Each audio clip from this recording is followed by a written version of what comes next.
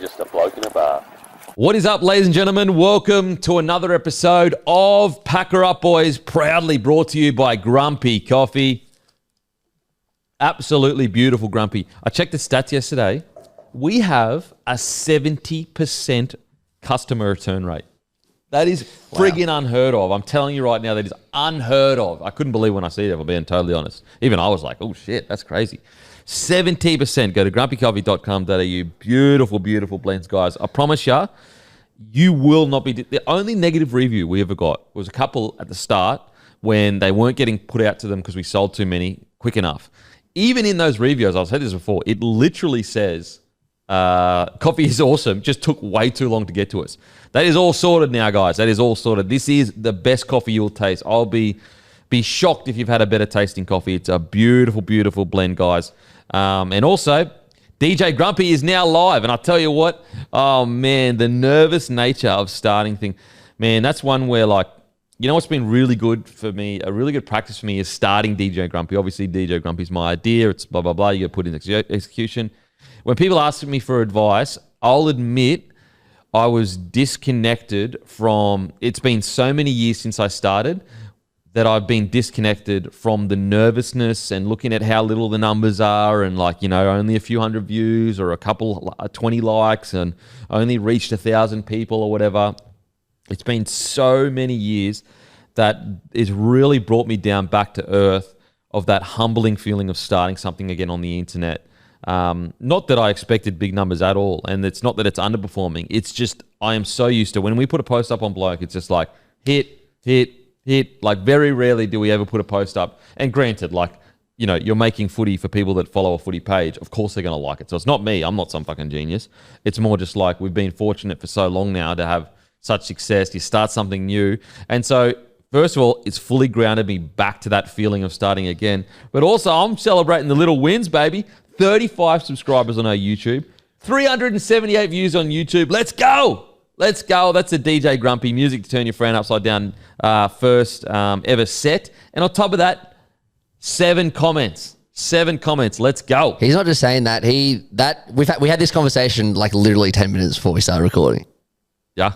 In regards to the comments and that. The views. The views and stuff, yeah. Yeah. Fucking oath. 370 views. Let's go. 28 likes. 378 views. DJ Grumpy's first set. But it definitely does now when people speak to me more and I'm just like, oh, just do this and just do that and just do that. And don't get me wrong, I'm always giving them the advice that I would give myself back in the day. But it is a reminder of, like, that initial grind when you're not getting very many likes and you're looking across the water and you see, you know, like, okay, like I put a video up on my, on Bloke and it's just me talking footy. You know, you get 125,000 views. It's going to probably get about 8,000 likes. It's going to reach all these accounts, and then you go and put a post up on the Grumpy Instagram, and it's got 42 likes and 3 comments. One's from my wife, one's from me, and one's from the guy that we tagged that took the photo, Wildfire Content. So it is that grind again, which is all. It's a cool feeling. It's a cool feeling to be at the start again and of something really fun. But yeah, DJ Grumpy, I hope everyone likes it. We are all in. And so we are truly going to be releasing songs, albums, mixes. If you are a cafe, a gym, if you're a bloody party, if you just want a DJ at your party or whatever it is, if you need a DJ, and it's not a doof DJ where you're thinking like trance music. I mean, if you want that, we can do that. But it is genuinely going to be playing music to suit the mood. So if it's a cafe or even just if you've got a pop-up for your business and it's going to have quite a few people there, get DJ Grumpy down there, baby, to play some music for you. DJ Grumpy, I can't actually see you right now, so I don't know if you're actually answering me or you're just sitting there blind-faced. Yeah, sorry. Yeah, that light is in a really bad spot because Shandor's not here, so the setup's a little bit different. No, what I was going to say is I think we all need to be grounded sometimes, I think, just for, I don't know. I think it's a good thing. Just to, I don't know what the word is, just to... I think you kind of do things better when you kind of get pulled down to the earth a little bit sometimes. So DJ Grumpy at grumpycoffee.com.au and they can come in and, as I said, DJ Grumpy can come down and DJ for you. Not paid at all. It's all free. And so, yeah, make sure to contact us, or you can message us on our Instagram. And also, if you're a cafe and you ask DJ Grumpy to come down and he is coming down, we promote you on our podcast, all across our podcast. So there it is. But yeah, that humbling feeling of starting again. The good thing about it is now when I do speak to people about starting again, about, whatever, it'll just, that, as I said, that initial feeling of looking at something you've started, oh man, I've got 10 likes on this picture. And then you the person, your favorite person you follow, he got 8,000 likes or whatever. It can be disheartening, but you just got to put your head down, grind away. It'll happen. As long as you're good at what you do, Obviously, there are certain, I'm not a big believer of anyone can create content and anyone can be this or anyone can be that. That's nonsense. Some people are good at certain things, but you give it a certain period of time. This is what I said when I started Bloke initially. This was we're talking 2014. Wow. Jeez, that's 11. That's 11 years ago. 11 years ago. And I said to myself that I'll start the podcast. If it doesn't work, at the very least, let's say I only ever get 1,000 listeners for each episode. 1,000 listeners, which is a lot for a starting podcast. But obviously, if you want to make it a full-time job, that's not enough. But I was listen, 1,000 or 2,000 people listening. If I continue to do my electrical apprenticeship, because that's what I would do if I only got that many listeners, then I've got 1,000 to 2,000 people that I'm advertising my Sparky apprenticeship, my Sparky business to. And so if I've got, 15 jobs a week, that's more than I can even handle, 15 jobs a week. So 2,000 people that I'm advertising to, and I just need 15 a week to be able to give me a job. If I'm getting 15 Sparky jobs a week, that's too much work, literally too much work, unless you're doing little short jobs. So that's the way I saw it. I said, listen, at the very worst case, I'll be able to advertise to 2,000 people a week on a podcast that I own. Obviously, the best case, everything works out. But I was going to give it 2 years. As it was a 2-year mark. If it hasn't worked by the 2-year mark, that's when I would go, okay, clearly I'm not good at this. Clearly the market has spoken. So people that go, oh yeah, just keep grinding away forever. No, I don't believe in that at all. Be smart. If you've been doing something for years and it hasn't clicked, and you're not actually seeing, engagement and some, a growth of followers and whatever, then, you try something different. Question. Did you start the Facebook page and Instagram page at the same time? No way. Instagram came way later. Facebook, the Locker Room page was started way before that. Locker Room page is nearly at 300,000 likes, which is crazy. Follows, sorry.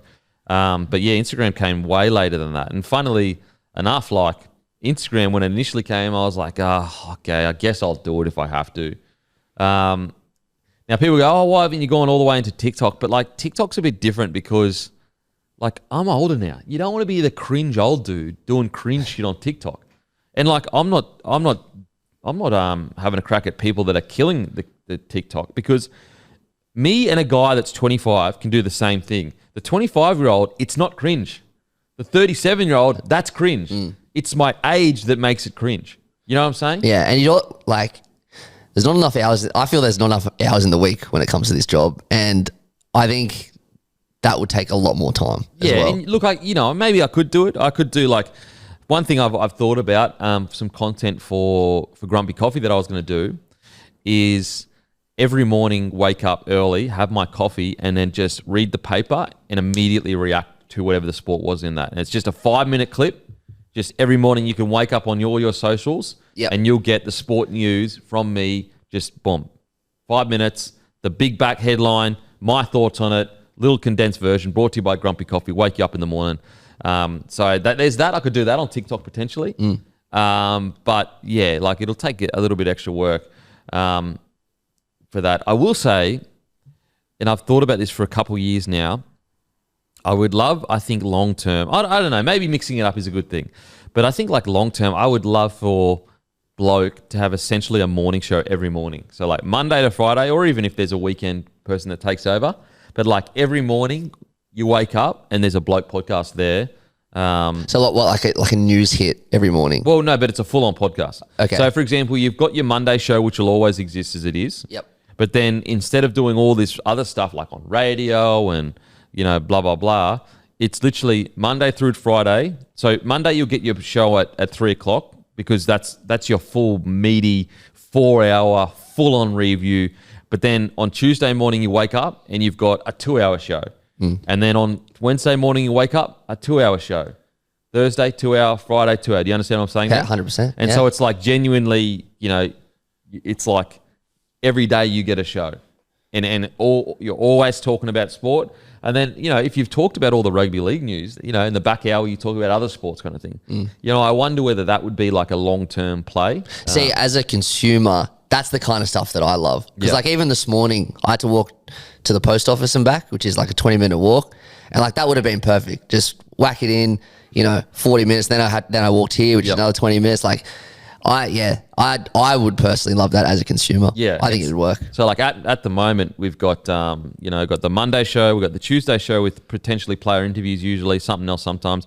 Or also announcement next Tuesday, guys, it is back. The selection table. Now, if you remember, the selection room. Selection know what? Let me check. It's the selection. I thought it was table. Table. If you remember. And people really, really enjoyed this. Thank you for the feedback. And don't forget, guys, like and subscribe. Oh, another announcement. Sorry to interrupt my own announcement. Record-breaking month again. Oh, yeah. We broke last month's record. So last month, we were at 980,000 downloads. This month, we went 100,000 more, and we went for over 1 million downloads for the month. That is incredible. Thank you so much, guys. Friggin' that's because you guys are liking and subscribing. It's just really, really helping. Thank you so much, you fucking legends. So the selection table? The selection table. The selection table. So last year, people loved it. What was it? We sat around a table and we all picked our origin sides together. Really, really cool concept. And we basically debated and eventually landed on one team between all of us. So there wasn't all of us last year. It was just me, Roo, and Shandor. Whereas this year, all the boys are here. So it's me, Hammy, Roo, Matty, and Timmy at the selection table, dropping Tuesday 3 p.m. the official origin show of podcasting. And this crept up on me like crazy. The teams are getting picked next week. In 1 week and 2 days. Yeah, in 1 week and 2 days, the teams are getting picked. And like, it's just crept up so crazily. Yep. So Menulog presents the selection table again this week, brought to you by our legend partners over at Menulog. We are going to do the selection table. You guys enjoy it. That's at 3 p.m. on a Tuesday. It really aged well, our selection table, because we all kind of had a really good call. Like your Isaiah Yo one was obviously probably the best one. Roo. And my call was, I think he's a front rower. And everyone's like, what? I lost my mind, to be honest. Yeah, it's like, he's a 13, the best in the comp. And I was like, nah, he's a front rower. In Origin, that is. In Origin. I think Roo picked... Roo, and this is crazy in hindsight, Roo's the only one that picked Lomax, I'm pretty sure. Yep. I threw up Spencer Lenu, which turned out pretty good. So we all kind of had a good one, I'm sure. I think Connor Watson was one of our calls as well. Connor Watson was yours as well. Because yours was the Yo Watson thing, which was good. But then, if you cast your memory back, Connor Watson got injured that day. Yeah. And then we had to go back and like put a little disclaimer in. But he ended up playing. Ended up playing. As I said, guys, the selection table, 3 p.m. Tuesday, thanks to Menulog. So that's going to be next week. But that's what I've been tossing up in regards to like eventually...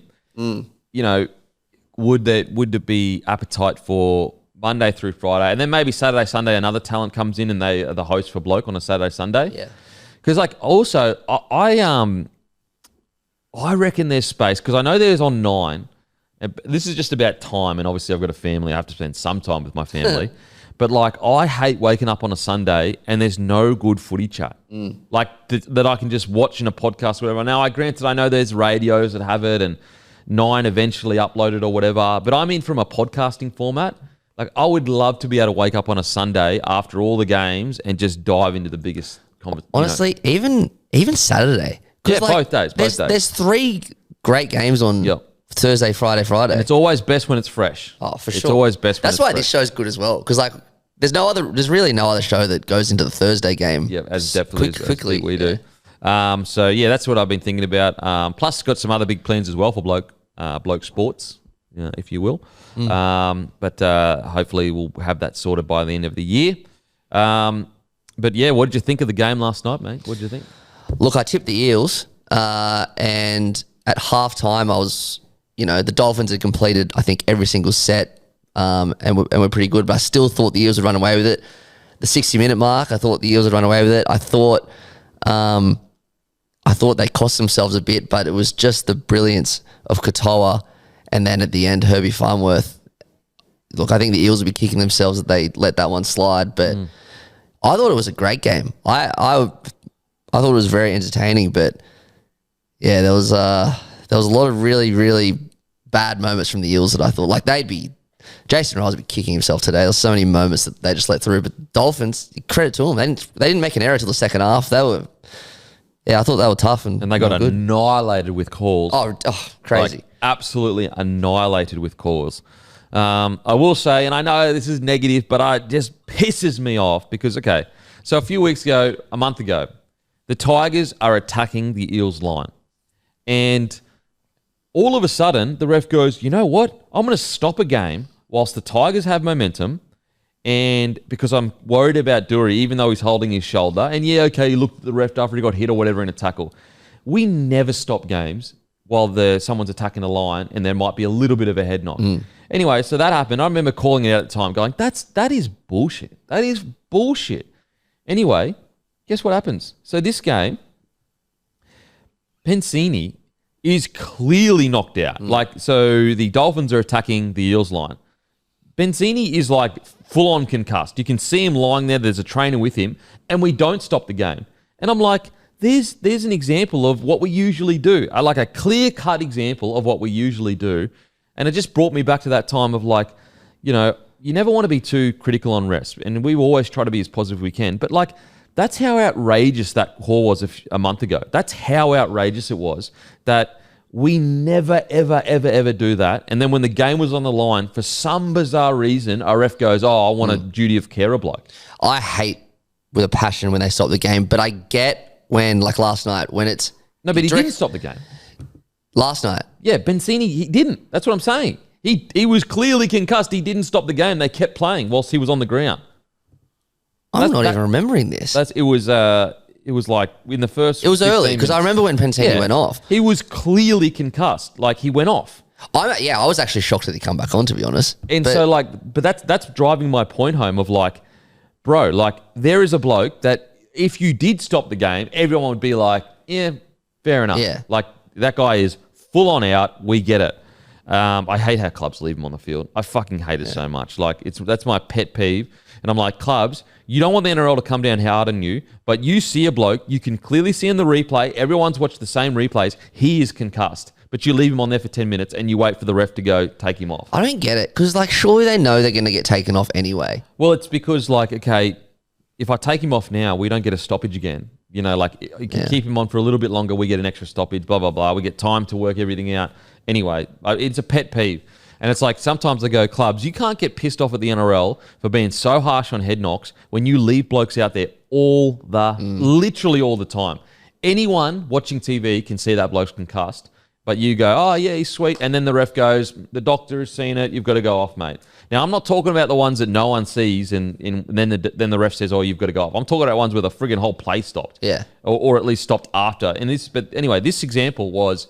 We didn't stop the game because guess what? We don't stop the game for head knocks like that usually because it's a part of the game. People get injured. We shouldn't be stopping the game for injuries unless it's like horrifically serious. Like I can understand if a guy is like out cold in the middle of the ruck, stop the game. Like that is understandable. Of course. If a guy cops a head knock, then stands up and he's still moving, he's all good, you don't stop the game. But anyway, apologies for going on that rant, guys. It just pissed me off so much.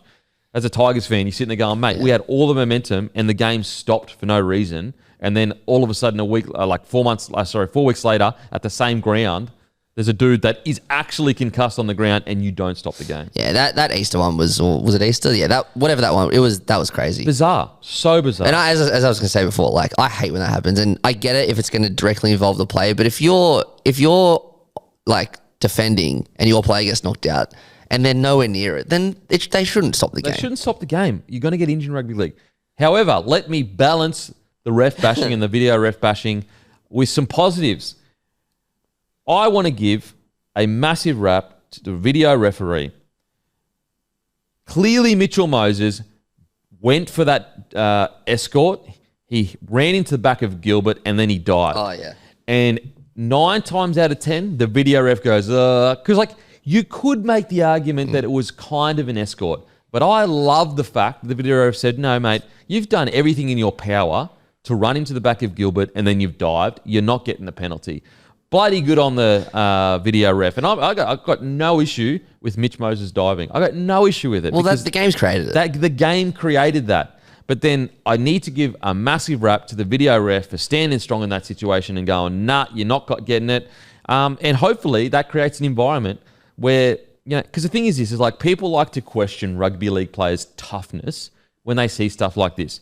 If you are playing NRL, you are a tough person. Yes. It is that simple. If you are staying down and diving as a rugby league player, you are doing that because you're swallowing your own pride to get a penalty for your team. We spoke about Junior Paulo the other week, Tino with his the crush or whatever. You think Tino's not tough? Like, come on. He is doing that because he knows that teams will do it to him. I've said it a million times, and I know it's wrong, but I don't care. When a South player goes down, I'm yelling at the TV or at the ground, stay down, because I want a penalty. I don't care how tough they are. Yeah. I just want my team to win. And that's the same as the players. They just want to win. Yep. And also, not even, I don't care how tough they are. I don't care how some randoms on the internet think they're soft when we all know they're not soft. Like, it doesn't even enter my head, to be honest. And so I like this because hopefully we can eventually create an environment where Tino goes, it's not worth it. Junior Paulo, Mitchell Moses, all the boys go, it's not worth it. I promise you, those boys don't want to stay down either. Like, they don't. They would love a game where no one's staying down and you just play tough, you hang in. And so I just want to give the video ref a massive rap for that, because that was a call that you could easily go. We'd all be sitting here tomorrow going, Mitch Moses took a dive, but it was kind of an escort, and you can understand why the video ref had to call it. And an example of like what the game's created, I was going for para last night, so I wasn't thinking unbiasedly at the time. But when that happened, I was like, great penalty. And I was actually pissed off that they didn't give a penalty because I'm like, well, they always give that a penalty. Yep. And then, obviously you take a step back and you're like, that is exactly what we want. We want that. That is what we want. Let's head in that direction. For sure. Now, I understand if people go, next week the same situation happens and someone dives and then they do get a penalty. I get that. But that's a different argument. We've always argued for consistency. For sure. And 2 wrongs don't make a right. You don't go, okay, well then, because we copped a bunch of bad calls for the last 6 weeks about people diving, then that means for example, the head high crackdown. There is no one sitting here saying, let's keep doing the head high crackdown because I copped some bad calls in a couple of weeks during there. We need to work towards the ideal version of ref. So I want to give the video ref a massive rap for that, because I thought that was a brave call. They did it quick. They got around it. And you know what? Everyone moved on. It was all good. In regards to the game, I mean, this was a Katoa. This was the Katoa He's a freak. class. This was the Katoa class. And look, granted, Mitchell Moses is still one of the best 7s in the competition. He will still most likely get selected for Origin, and rightly so. If it's not him or Luai or Cleary, it's one of them. It's out of the 3. It's out of those 3, and it deserves to be out of those 3. Definitely. And he's still a better player than Isaiya Katoa right now. But I tell you what, Katoa won that battle last night. He won that battle last night. Yep, Moses still had a good game. He still had some big moments. But Katoa won the battle. He went down to the Eels' home ground with a team on paper. Like, sometimes you make the argument, oh, yeah, but he had the better side on paper, so of course he won I'd say on paper, those sides are relatively even. Honestly, I was with my family last night and none of us could decide who was going to win. It was such an even game. Relatively even in regards to form, on paper, all that stuff. And Katoa got the chockies. He is a special, special talent. 21. Turned 21 this year. Insane. So he's not even going to turn 22 this year. It's going to be next year. And he's already playing like that. And I put up a post, and I knew people weren't going to friggin' read it properly, so it's whatever. Put up a post, will Katoa make the New South Wales Blues squad? And then the caption, obviously, in capitals, extended squad. New South Wales Blues would be crazy not to bring Katoa into the squad at some stage during this series. I want to be extremely clear. When I say squad, I mean the extended squad. I don't mean 18th man, 19th man, or even 20th man. I just mean into the camp as a part of the squad. They'd be insane not to, because at this stage, he is tracking to potentially partner Nathan Cleary, if everything goes well with Cleary, in about 3 or 4 years, I think. Because Mitchell Moses, he's about 30 at the moment. Yep. or 29 or whatever. No, I think he's 30. He's 30, so 3 or 4 years, he'll probably be on his last kind of rep footy legs. Luai, he's also around 28, I think, 27, 28. So you could argue 3 or 4 years. 28. He's 28. Guess who the next man up is at 6 for them? Now, you've got guys like Ethan Strange coming through, who's a good footy player. But right now, Isaiya Katoa for me is head and shoulders above anyone else in regards to the halves as a young half in the game. And I think if you're New South Wales Blues, I know you shouldn't plan ahead because anything can happen in Origin. Or not shouldn't plan ahead, but I know you shouldn't look too far ahead. But if I'm the Blues, my plan, if everything goes right, is Nathan Cleary and Isaiya Katoa are the halves pairing for a good 5 years together at Origin level from about 2028 onwards. Yeah. And I get what you're saying. You're definitely not saying lock it in 2028. No, that's the plan if everything goes well. Yeah, for sure. Like the last thing we want to do is yeah. But I look at that guy last night, Isaiya Katoa, and obviously we've all thought this for the last year and a half, but that's a future Dally M winner right there. And now I know Cleary hasn't won a Dally M, blah, blah, blah, but you know what I mean? Like he's a future, best in the game conversation if he, continues his trajectory. He is phenomenal. I love him. He's so good. And think about, I put up the thing on the Instagram yesterday. The sleight of hand, like there were two plays where it had nothing to do with deception outside of him and all to do with just him being deceptive with the ball in hand. So the drop off and then he hits a short line, they hit him behind. They get a quick play of the ball, get down their end. They're attacking the Eels line. He doesn't even have lead runners left or right of him. He just has a runner inside him and a runner outside him. He bamboozles the defense so much that it's an easy try in the corner. Looks inside, dummies, looks outside again, dummies outside, dummies inside, then goes back outside. And guess what? He's not doing it against no slouch. He's doing it against Mitchell Moses. He had Mitch Moses turning in. And Mitchell Moses is one of the better defending sevens in the competition. That's how deceptive this guy is with ball in hand. It didn't take any dramatic lines and deception and huge plays. It was minuscule little body language that he can show the opposition to make them think certain things are happening that aren't, that made that whole play happen. That is so impressive at a 21. That play was beautiful. It kind of, I know you shouldn't compare, but it kind of reminded me of an old school Sean Johnson play, but in slow motion. Obviously he's not as quick as Sean Johnson. Just the dummies, the deception. Listen, I'll say it, baby, and I know I'll get crucified for this. He is not Joey Johns. That looked a lot like Joey Johns. Bloody oath it looked like Joey Johns. I don't care what anyone says. He is not Joey Johns, but that looked like Joey Johns in 2005 Origin. I'm not saying he had the same standard of game. The outside in play. What was so beautiful about Joey Johns 2005 is his sleight of hand deception. He had defenses grasping at air, and all he was doing was moving the ball around and looking at people in the eye and moving his hips in certain directions. And that's what we saw with Katoa last night. To be so clear so you don't mix it up, he's not on Joey Johns' level yet. It wasn't as good a game as 2005 Joey, but that was Joey Johns like to make defenses look foolish by just having the ball in two hands like this, in my opinion. I agree. I fully agree. Just to sidetrack a little bit, you just made me remember something. There is it's not the best quality, but there is a 30-minute video on YouTube about Joey's return to Origin in 2005. It was done by Fox Sports, back in the day. Yeah. The quality's not great, but it is so fascinating because I get Gaznia, Hindmarsh, Matt King, all that to interview, and Rhys Stewart, and how it happened, game one, the intercept, all that stuff. Yeah, I might put it in the show notes. It's a really good watch. And we'll have a bit of a snippet up in the Instagram and that. But guys, Joey Johns in 2005, both Thurston and Cam Smith. So Cam Smith said it was the greatest 80 minutes he's ever seen by a player. Pretty sure he said that. Yep. We'll double check after. Joey Thurston said it's the most he's ever learnt on a rugby league. Did he say that? He said that to you, didn't he? I think he said it to us when we had him on the podcast a couple of years ago. We're talking about goats.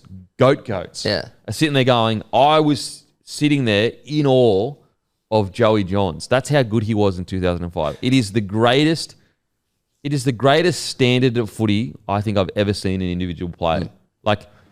You will never see a better 50 minutes, 60 minutes, 80 minutes, whatever minutes you want to put on it in that series than what Joey Johns did in that 2005 series. Oh, the amount of times I've watched that game, at least watch the extended highlights, it's a rugby league masterclass. That's all it is. And like, don't forget, he'd played, I think, 1 or 2 games or 3 games in the past 18 months before that. Came back from a broken leg, I'm pretty sure. Leg and then and then he came back for like 2 games, boom, broke his jaw.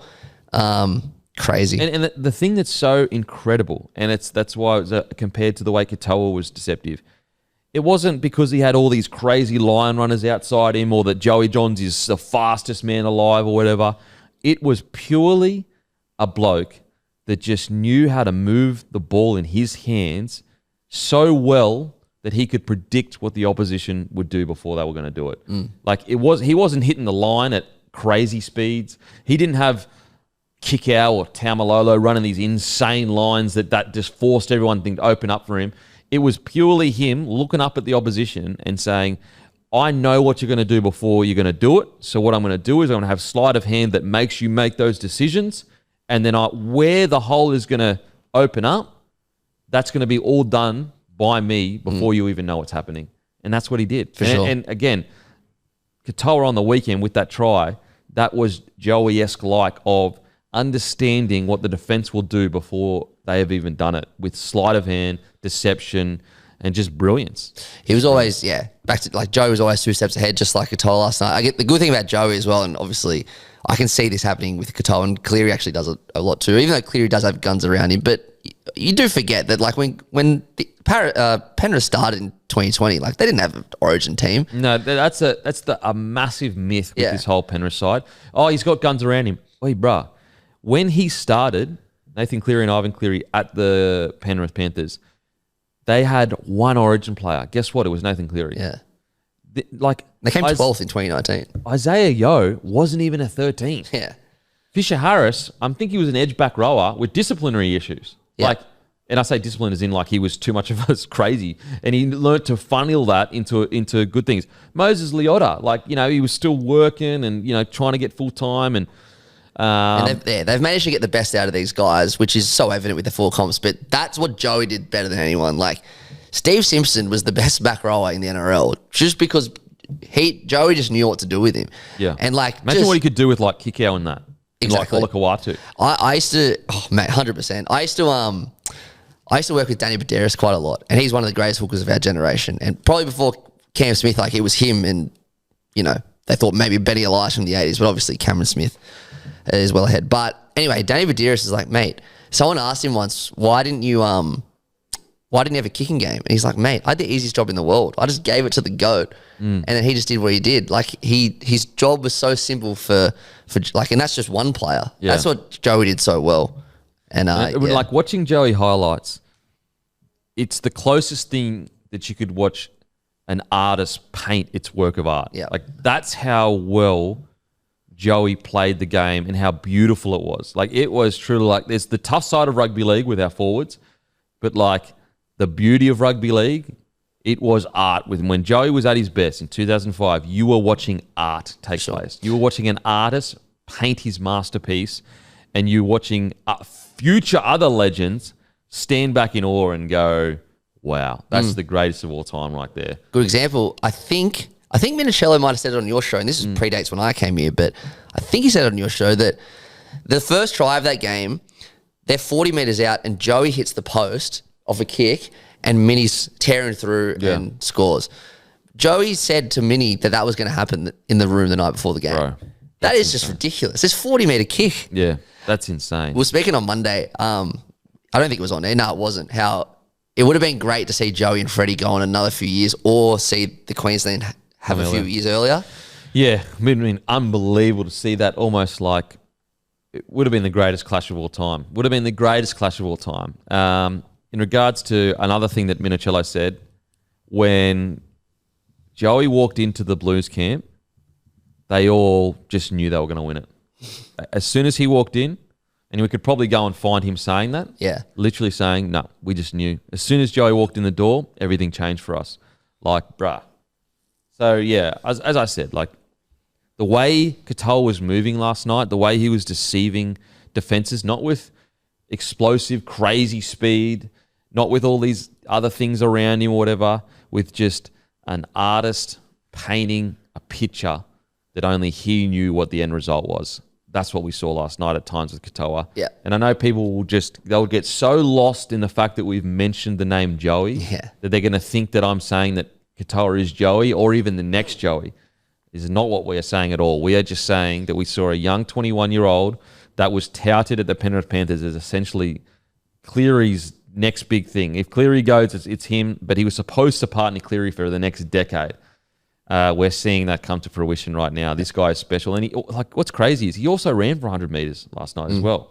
And, I know he's not the greatest defender in the world. I know he's getting a lot better, but his try-saving tackle at the end. Yeah, his try-saving tackle at the end. But also the idea, when we say, okay, defence he needs to improve, he's a good defender for his experience in first grade as a teenager. It's more just where he can get to become one of the best in the game. That's what he's being compared to. If you were to say, if you ask me at least, is Katoa a good defender in the NRL? I would say he's a solid defender in the NRL. Does he have defensive issues if he wants to be the best of the best? I think that that's the only part of his game that he probably needs to continue to improve. Not continue to improve. The other parts he can improve.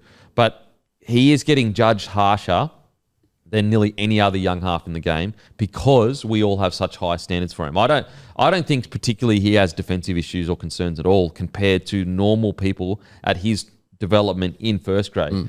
I think it's more just if this kid can he's getting judged harsher than everyone else is getting judged because of his talent. It's only natural. If you're attacking, and last night it was a 9 out of 10, then if your defense is not a 9 out of 10, then you're going to get...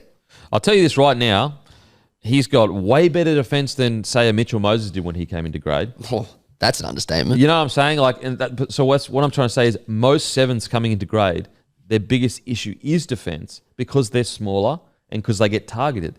And so right now, Katoa is leaps and bounds ahead of most sevens that come in. It's just because he's got so much potential to be the best player in the game that you judge him harsher than you judge other people, in my opinion. Yep. And so look how far Mitchell Moses has come. Now his defense is outstanding. He was a terrible defender. Yeah. And I say that last night he wasn't great, unfortunately. But yeah, he used to be. But when he was young, he wasn't. He struggled. But now, mate, go back and watch some of those Origin games. Mate, he had David Fafita just off the rack, one out at him all day long, didn't miss a beat. Yeah. Some of the toughest stuff I've ever seen in Origin, to be honest. I know it sounds dramatic, but Mitchell Moses doing one-on-one tackles on Fafita, he should be getting bumped every single tackle. Man, every tackle. His Origin resume, I know it's not that big, but the broken back on the debut. Which he didn't get any credit for. He got blamed for that loss. He got sledged. He got annihilated for that loss. And then he's come back and done this. So, yeah. So, look, great performance from Katoa. And there's always time to suck off fucking Joey Johns. Always time. Oh, I'll do it all day. Okay, just going to get up. Sorry, the stats. Herbie was a big one. Man, Herbie, geez. What was really interesting to see is Iongi is quick footy, quick. So he's quick across the ground, quick 10 metres. But just when Herbie hit the afterburners, you saw athlete quick because he's big, tall, and I think Iongi's first 10 is lightning. It's almost a little bit like Reece Walsh. Their first 10, and that's really all that matters in rugby league. Very rarely do you get to top speed. You'd much rather have an incredible 10 to 20 metres than top speed that's awesome. It's a bit like Dom Young, right? He's quick no matter what, but he's quicker after a certain... Yeah, his first 10 is definitely not that quick. Yeah. But that, understandably so, it's friggin' huge. It's massive. But yeah, to see Herbie hit the afterburners like that and go in and away, there's just not much Yonga can do. Herbie is a super athlete. What a performance from Herbie. Just to put the team on his back. Even that try-saving tackle. That's the big one. From Pensini. To go flying in the air like that, and Pensini, people don't understand. This guy is so friggin' strong in contact. And for somehow, some way to stay holding on to Pensini like that and save the game after you've already just won the game with your try, what an incredible performance from Herbie Farnworth. Yeah, because those two were within 5 minutes of each other, I'm pretty sure. They were definitely both at the back end. I was sure Pensini was in. Well, yeah, he scored the try to win the game, and then he saved the game with a one-on-one tackle against Pensini, who is so friggin' strong in contact. So unbelievably pound for pound strong in contact, and he still managed to do it. And I tell you what, the best centers in the game, they go tit for tat at the moment. You know, Critter comes out and has the blinder. And I think most people have Critter as number one right now. But, you know, if Critter's number one, Herbie is like not far off in number two. Well, Dally M Centers of the Year was Herbie and Critter last year. Yep. But it was also Herbie and Critter the year before, both playing for different clubs. Yep. So I think they're 1 and 2. I think they're 1 and 2 for sure. Yeah. For sure. Like, you know, you could go, I think that Turbo and Trell at their best, injury free, have a high, like they are like truly tippity top. But, you know, Herbie and Critter, they're doing it week in, week out. No injury concerns. Yeah. You know what I'm saying? So that's what makes a difference. But yeah, Turbo and Trell, when they're at their best, are like, of course. Like Trell's first picked in the centers for me next week on Tuesday. Like, well, a lot of people would have Critter first picked over Trell. Sorry, yeah, it was more of an expression. Those are my As in, he's in your side. He's in my team. But I mean, there are even some people that would say Tommy Turbo and Trell should be the out and out centers. I don't want to sidetrack too much because we'll talk about it on Tuesday. Do you reckon Yo is an absolute lock to be the captain? Well, I've been pushing Critter. That's what I'm about to say. I've been pushing Critter. I know, yeah. You know, he's the captain of the Bulldogs. He has proven on the biggest stage. Obviously, Isaiah is. Guys, if I say something positive about Critter, doesn't mean I'm saying the negative of Isaiah at all. I think that there is a chance that Critter could become the captain because here's why that can work. Isaiah, Isaiah is the obvious option. And like, if you go Isaiah, I agree with it 100%. I was actually saying Isaiah should be captain last year. So I'm a big Isaiah fan. The only difference with Critter is that youthful energy that he does bring that you could argue, okay, do we want a captain for the next decade? That could be Critter. Whereas Isaiah, he's 30 now, I think. He's 30. So let's say he has 3 more years in Origin, potentially. Yep. Whereas Critter, and as I said, you don't want to look too far into the future. But if I put my business hat on and my NRL hat on, Critter's the kind of guy that is on billboards everywhere. Is doing, you know, he's on network TV getting interviewed. He is truly could be the face of rugby league as the Blues captain. And I think like Isaiah can do those things, but as I said, I'm putting my business hat on now, guys, not just rugby league. If you were just looking at purely rugby league, Critter still has those credentials, but I think you go with Isaiah. Yep. He's older. He's won 4 premierships in a row.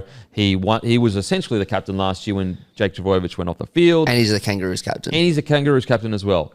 But when you start putting your business hat on, and then also you start putting your hat on of like the future and building things around a certain guy, that's where Critter can stand up and become that guy, because commercially, Critter for the next decade, he could become a Blues legend if he stays as captain. You know, so there's all of those things to think about. Now, I know that if I'm thinking of my state from Queensland, I just want whoever's the best captain is, no matter what. Doesn't matter about all the commercial sides, the business side. Just give me the best captain. I want to win.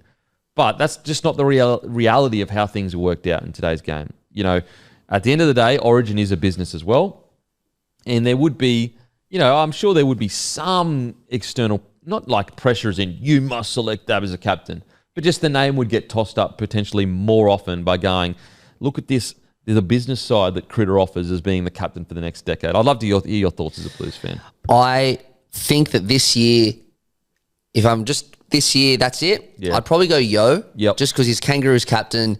He's going to play lock, so I assume he's going to play what? So you know what? Hold it. I will hold it. Because I've selectors table. Yeah, I'll hold it. I'll hold it. We'll hold it. Sorry, guys. Sorry about that. We just honey dicked you. I love Origin so much. Oh, man. We honey dicked you. Because it's a really good conversation that could go for quite a while. Yeah. And it'll be good to get everyone's thoughts. And also, like, just quickly, just my last little point with it.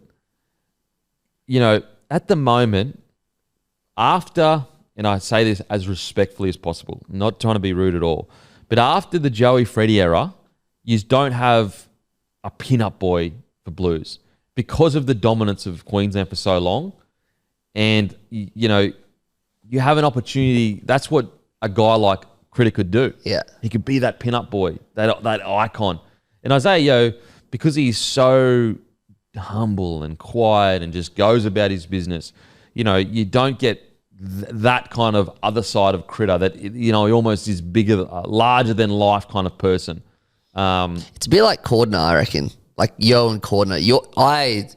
Cordner just put the stout in his back, and he's the most respected guy in New South Wales. Yep. But he's the same as Yo. He's so humble, and he's so humble, and that's a good thing. You fucking want bloody it. oath. And also, the funny thing, like Critter is humble as well, but there is an energy of Critter that appeals to the mass market. That Boyd Cordner and Yo, they don't give a fuck about that shit. Yeah, like, they just want to win. They're just old school. Whereas the good thing about Critter is he's got all the old school, but there is a new school kind of. Anyway, sorry guys, back getting into it. Good origin.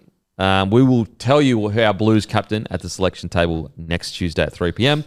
Okay, before I keep going though, do not forget, bloke jerseys are still available, guys. We once these are gone, they're gone. Trust me. If you've been driving your car thinking, oh man, I love all this content, I've got hours and hours and hours and hours of content for free, go to bloke.shop, grab yourself a bloke jersey. We've got about 20% left. Once this design is gone, never coming back again. Never ever coming back again, this design. With these colours. Also, join the Bloke Club. We gave away $2,000 cash on Monday, just randomly to one random Bloke Club member. So basically the way it sets up is this. You join the Bloke Club completely free with no strings attached. Leave at any time. It's at www.bloke.club. Take your bloody 2 minutes to sign up, and it's completely free. You automatically go in the draw to win a Mazda BT50, and also we give prizes away every single month. So the Mazda BT50 will be drawn probably at the end of June, but in the meantime, and after that as well, every month we just give prizes away. So we've already given away $4,000 cash to 2 lucky winners over a period of 2 months. But also, in the Bloke Club, you get discounts on all different stuff. It is... Honestly, it's such a win for you guys because it literally costs you nothing. You just go, boom, sign up. You get all these discounts and all these things. You can choose to take the discounts, choose not to take it. You can win things. There is just so many positives to joining the Bloke Club. Also, if you mention Bloke to Luke Camilleri, you get a special price for this end of financial year at Aspley Mazda. Because the Aspley Mazda, the Mazda BT50 that's being provided for the Bloke Club, it's all thanks to Luke Camilleri. Go to LDC_01. Give him a message Bloke, and mention Bloke. He'll give you a special price. On top of that, you can go into Aspley Mazda, just mention Bloke. They will take care of you guys. And also, give Luke Camilleri a follow. I'll tell you what, this is what we'll do this month as well. To win the $1,000, you've also got to be following Luke Camilleri on Instagram. How about that? Nice. How about that? So give LDC_01 a follow. And you automatically go in the draw to win to win $1,000. And the interesting thing about that is because not everyone's going to from the Bloke Club will join the follow Luke. So therefore, your actually chances of winning increase dramatically. They do. So go to Instagram, give them a follow. We're giving $1,000 away to one lucky winner. And as I said, if you give him a follow and you're a part of the Bloke Club, your chances of winning are like way, way higher because not everyone's going to join. So if you're listening right now, go across, but give him a follow, mention Bloke to him if you need a car, I'll give you a special price. Okay, let's get into more footy talk, and then we'll give a shout out to some of the small businesses that have joined the Bloke Club. If you are a small business and you've got a small marketing budget, email Miles, MYLES, @blokeinabar.com and join a bunch of other businesses that have joined the Bloke Club for a really, really good deal, guys. Okay, back to the game. Herbie Farnworth, as we were talking about. What I love about is that battle between Critter and Herbie. You know, Critter comes out, kills it. Herbie comes out, has the game of the season for him. Some other performances for me. What about Hamiso's tackle at the end there on Dylan Brown? Just the speed. Dylan Brown is no slouch, bro. Dylan Brown's the fastest 6 in the game, you could argue. If I had like a simulation and I had the Fox going down the sideline and Dylan Brown is in support, I reckon out of 100 times, I'd say they're scoring that try 100 times. Yeah, so the Fox, quick as, and Brown, quick as. And Hamiso somehow turns around and tackles him. And like obviously the Fox knew that Hamiso probably... maybe not back in the day, but now probably has him. So that spooked him. Passes probably a bit too early. And Might have been forward the pass, but weren't too early. They missed. Anyway. They missed a bazillion 104 passes last night. Yeah. Anyway, and then to turn around and tackle Brown. And then not only that, force the error as well. Oh, Hamiso. So good. I love him. So good. I know people are pushing for him at fullback, but I'm like, nah, he's too good at centre. They don't want to see him anywhere else. He's so freaking If you were good at centre. stacked, maybe, but I don't think you're stacked we enough. don't have that much depth. So what a tackle for Hamiso. Just so quick. Far out. You know what, as well? I thought the Dolphins' right side, for the most part, there were some times, was way better in defence. I thought Averillo made some really good tackles. Yep. Now, they weren't perfect, but what edge is perfect? Like, as in, like, every edge is going to leak at least a line break a game. But I actually thought the right edge for the Dolphins, for the most part, especially the first half, the first 30 minutes, was phenomenal. And I think Averillo made multiple outstanding one-on-one tackles. And if they can keep developing like this, I think Wolfie deserves all the praise in the world. If he can get this right side sorted for the Dolphins, he deserves massive credit because it's been a problem for a while. I think Wolfie, I reckon that could be his most proud game of the year so far because there was just so many plays in defence that Mate, the Eels just should have scored and they didn't. They had no right to win that game. No. They got smashed by penalties. The only reason they won that game is because they completed at such a high rate. Yeah. They gave themselves every opportunity to win it. Like, if they completed even at 80%, they would have got beaten. I'm just looking at these penalties.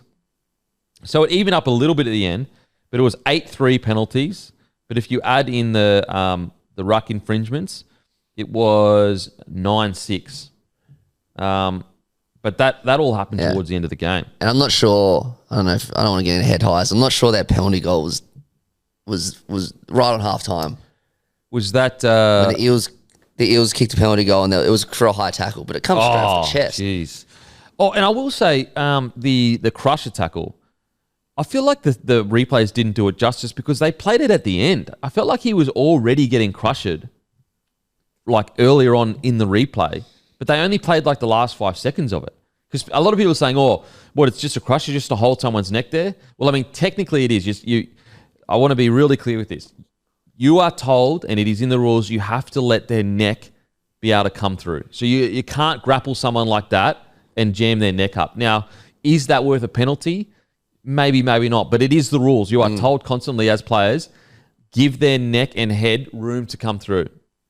But I'd love to, maybe I'm misremembering, but I really recall when the crusher tackle happened, they only showed like the last few seconds of it, but I feel like his head got crushed before that last bit. Yeah, I'm not too sure. I guess the crusher is such a hot topic at the moment after Jacob Preston, which is unfortunate because I forgot about crusher tackles for about 5 years. But so yeah, watching the replay, I was right. So the pressure comes before they show the replay. So I'm watching the tackle right now, and yeah, there it is there. So initially, when he hits the ground, he has him wrapped like that, and he does bend his neck back, like it was a crusher tackle. And I've seen quite a lot of people see, and then they show the replay, but they only show the last, like he's already on the ground. But the crusher came from when he was being brought to the ground and hit the ground.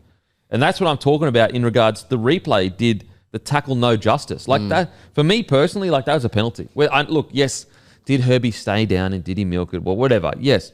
But at the same time, I felt like it was a crusher tackle. That one, sorry. I completely mind blanked. Yeah. Like 10 minutes to go and they're 18-12 Yeah, up. no, sorry. I completely remember. Yeah, no, I didn't think twice about that one. I thought that was definitely. But there's a lot of people going, "Oh, you can't even have your hand around the back of the neck." But if you go back and watch it, like the impact when he gets tackled and as he's going down, his bum hits the ground, his arm is holding the back of his head like that, and his neck gets pushed down. Yeah, like no, that. I thought there was definitely enough pressure on that one. Definitely. 100%. And also, you gotta, the way he's holding like that, you're supposed to let go. You gotta let the head come through. And Herbie actually spoke about that after the game. He was like, yeah, I stayed down for the penalty. He admitted it, which is bold of him. But he said, like there was pressure. There was enough pressure on my neck. I felt it. So why wouldn't I? It's a penalty. I think his words were not necessarily like, "Yeah, I just stayed down for the penalty." I think what he was alluding to was, I was still hurt. Like if it's a grand final, I'll get up and play it. Yeah. But it's not a grand final. Like I got hurt. It was stinging. He got a burner. He literally said it was a burner. So I'm staying down. And so like what he's trying to say is like, yeah, sure. Like if I've got a broken leg in the grand final, I'm going to get up and run because it's a grand final. It's important or whatever. But if it's not a grand final, I'm staying down. My leg's friggin' broken. Like that's what he's implying with that. But yeah, it's a crusher tackle for sure. I just saw a lot of people like blowing up about it, but I'm like, mate, that's a crusher tackle. Like I know that. Yeah, okay. Does Herbie have long-term damage from it or whatever? I will say he'll wake up with a stiff neck for sure from it. It's just such a dangerous tackle. It's against the rules. It's against the rules. It's against the rules. But yeah, in regards to performances, I'm just trying to think. Anyone else stand out for you? From the Dolphins.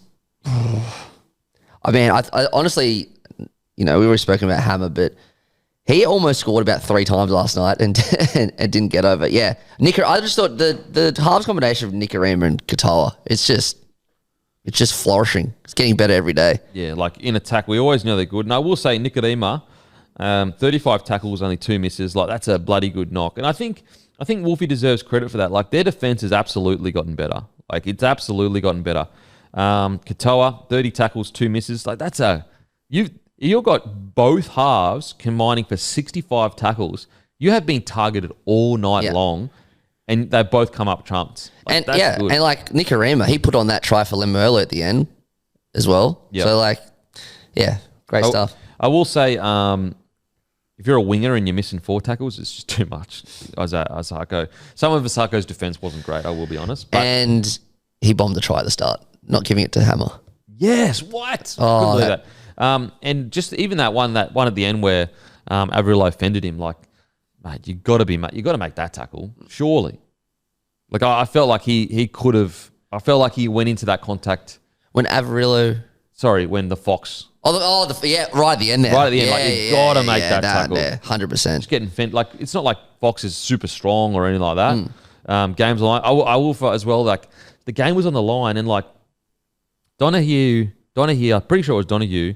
Like just let Dylan Brown shove him off and then run through the line and made a line break. The game is on the line. There's like 10 to go, and you're going into contact lazy like that. That's like unforgivable.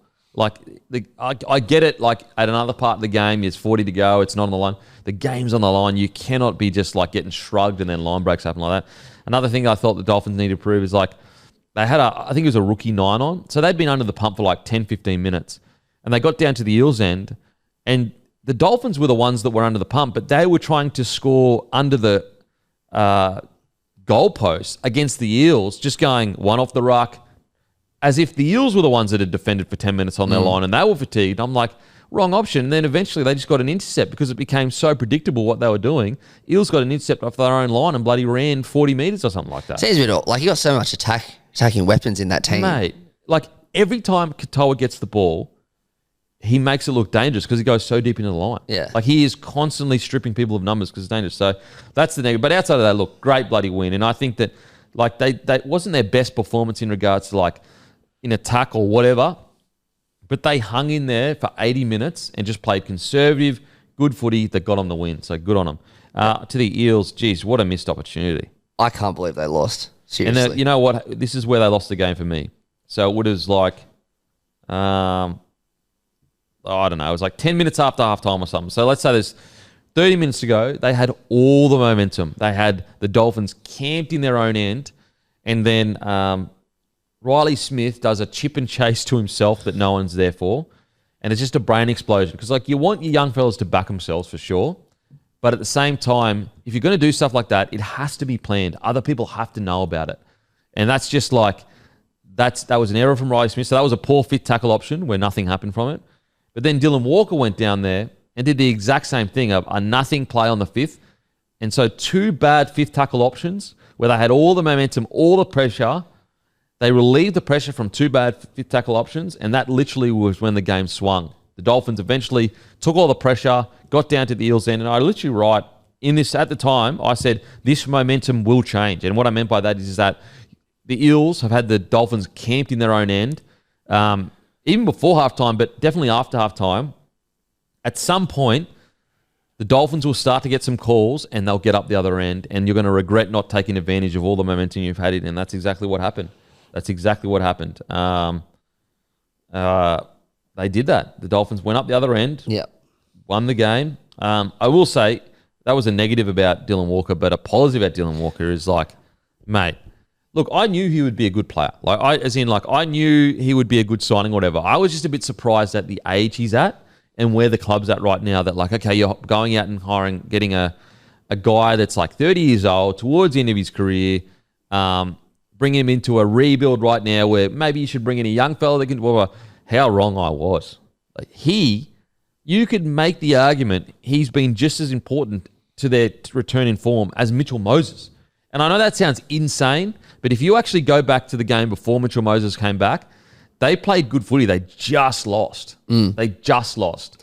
And it all comes like they went from playing diabolical football. Dylan Walker came to the side. The games before Mitchell Moses came back in, they were playing pretty solid footy. They just weren't getting the win. Then obviously Mitchell Moses took them to a whole new level. Yep. But Dylan Walker is not far behind. He's easily their second most important player right now, in my opinion. I know he had that bad moment you said, but I thought he had some really good moments last night. And you're right. He should have played more Origins as a utility, I reckon. And he's probably not. I know he played an Origin like 8 years ago, but yeah, he would have been. I reckon because he was at the Warriors, a little bit out of sight, out of mind. Type situation with Walker, but he was fantastic off the bench for them as well for a few years. Yeah. He's a gun. He's a freak. I used to love him when he was at South. Mate, how much he has improved over the last decade of rugby league is insane. Well, like he started as a centre, and then he eventually became a 6, and now he's like a utility. Like he's done really well. Crazy. Just quickly on the Dolphins side, like just Josh Kerr, like some of his penalties are just they're just brain explosions and the offloads and I know you could argue, well, he offloaded and the other person dropped it, but it's like, mate, you've just been under the pump. Like, even if that offload is going to land, it's not worth the risk when you've been under the pump for the last 10 minutes.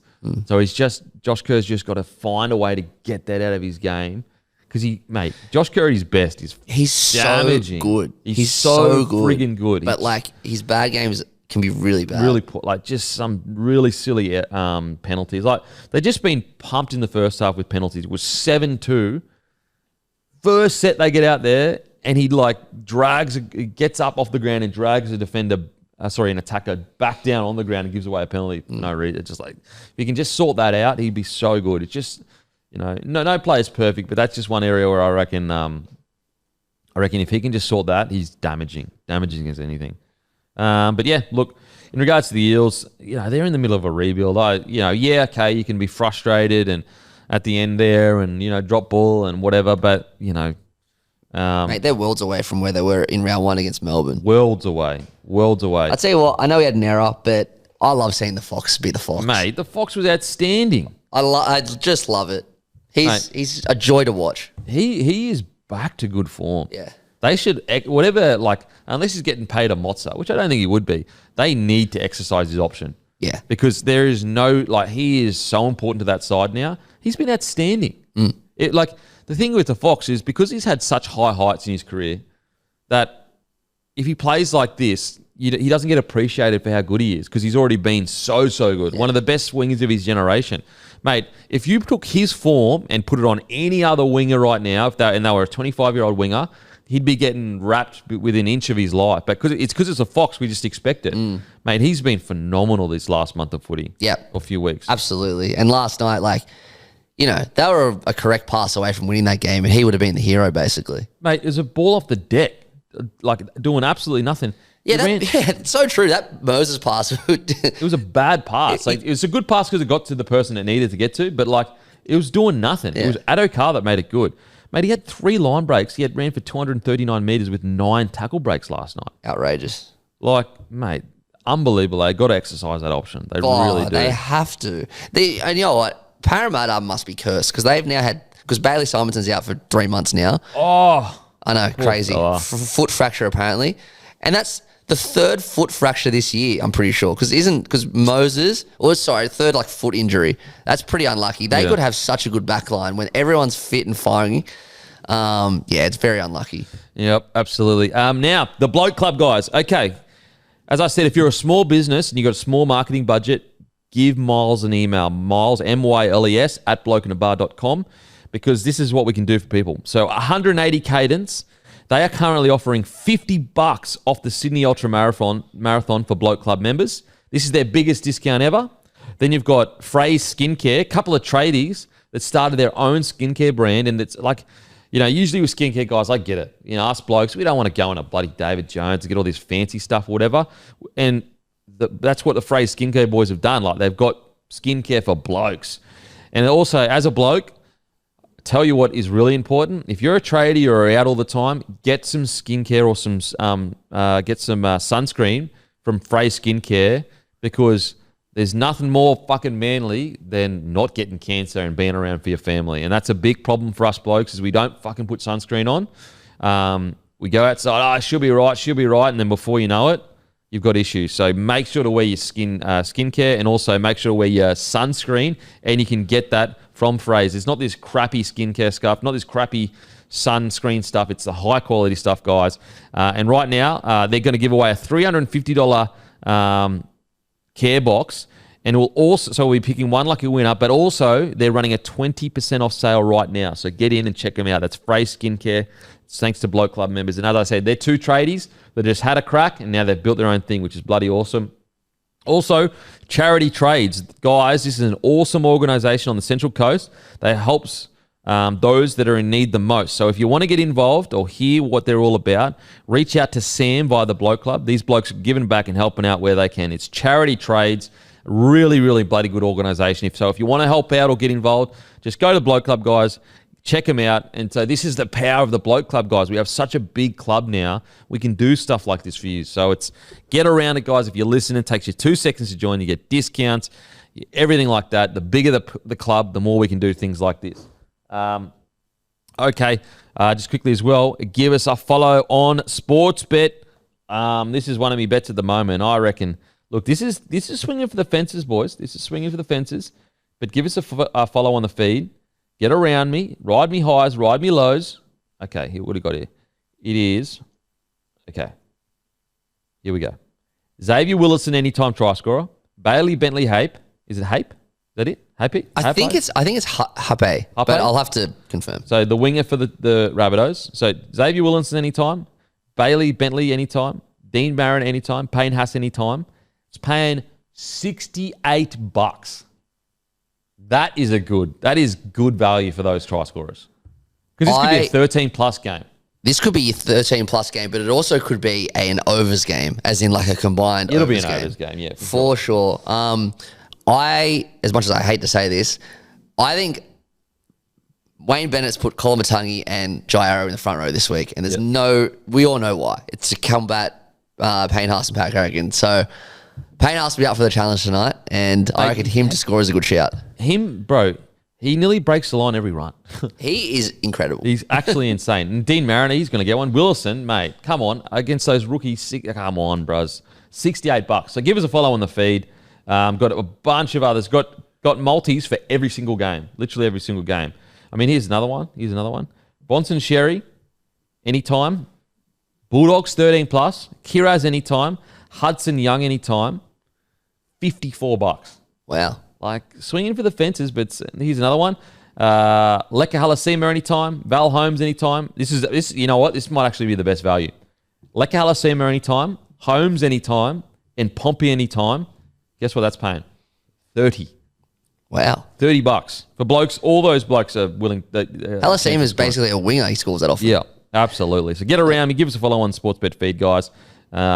Take you 2 seconds, and it really does help us. Shows Sportsbet that it's good to partner with us, and they are, without Sportsbet, jeez, seriously, without these partners, our major partners, mate, you would not be getting all this content. You would not be getting it. Like, you'd have to go and get gigs elsewhere. They would have control. Like, trust me, guys. So get around them. They support us. Okay, just quickly moving down. Wow, Halasima was born in Tonga. I didn't know that. Really? What a journey. Yeah, some of these young Polynesian boys, and you can talk about Aussies as well, but some of these Polynesian boys, some of the journeys that they've been on, it doesn't get, just because we're like, oh yeah, he's born in Tonga, like oh yeah, we're used to these guys getting born in Tonga and coming over to Australia and New Zealand, but like, think about, you come from a totally different country, you start in a new country with nothing. The reason why it means a lot for me is because I just think of my wife's parents who came to this country with nothing. So my wife's father was an aerodynamic engineer, I'm pretty sure. Wow. So like we're talking. You talk at the moment. I'll get it up. Well, I just wanted to bring up, like, obviously there's a story in so many players, but I think Ronaldo Mulatalo has one of the great ones. And he kind of like, because he's such a happy-go-lucky person, you don't really notice. But I heard him on the buy round talking about his upbringing, like how basically like that his house didn't have locks or something like that when he was over in New Zealand when he was growing up. Like, it was just, yeah. There's so many stories in these players that you just don't hear. You don't hear enough. Okay, so my wife's father, Filipino, he had a degree in aerodynamic engineering. And so aerodynamic engineering is a field of study that studies how gases like air interact with objects, particularly in the context of flight and other moving vehicles. Aerodynamicists design and develop vehicles and structures focusing on efficiency, safety, and minimizing the impact of airflow. So he had that degree. So he's very intelligent.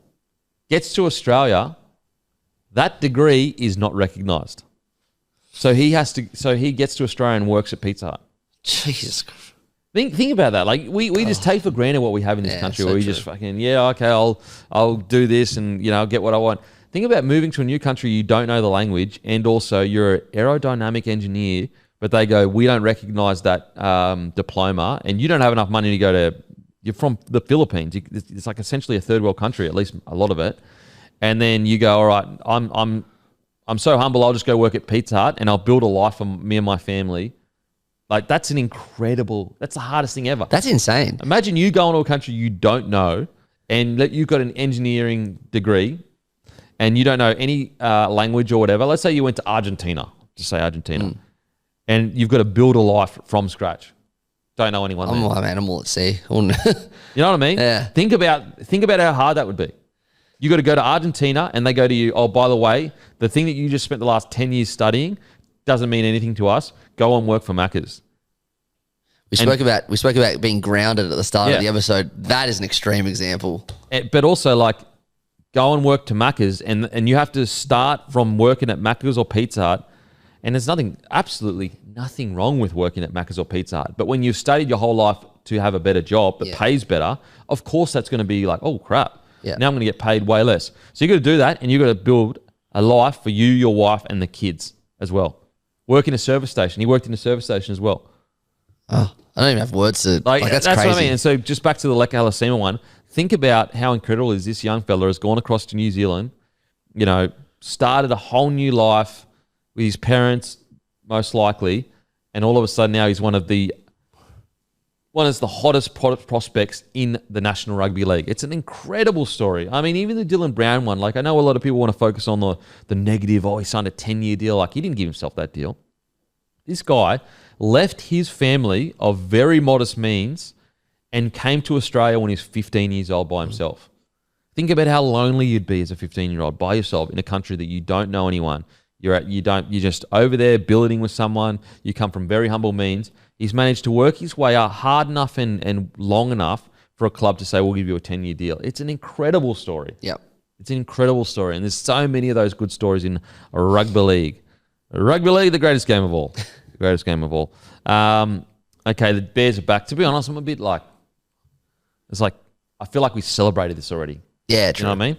I think, I agree. We've spoken about it a million times. Yeah. Just quickly though, it is one of the great days. Like they've been out for 26 years. They're as rugby league as Rabbitohs and Roosters are. They're a foundation club.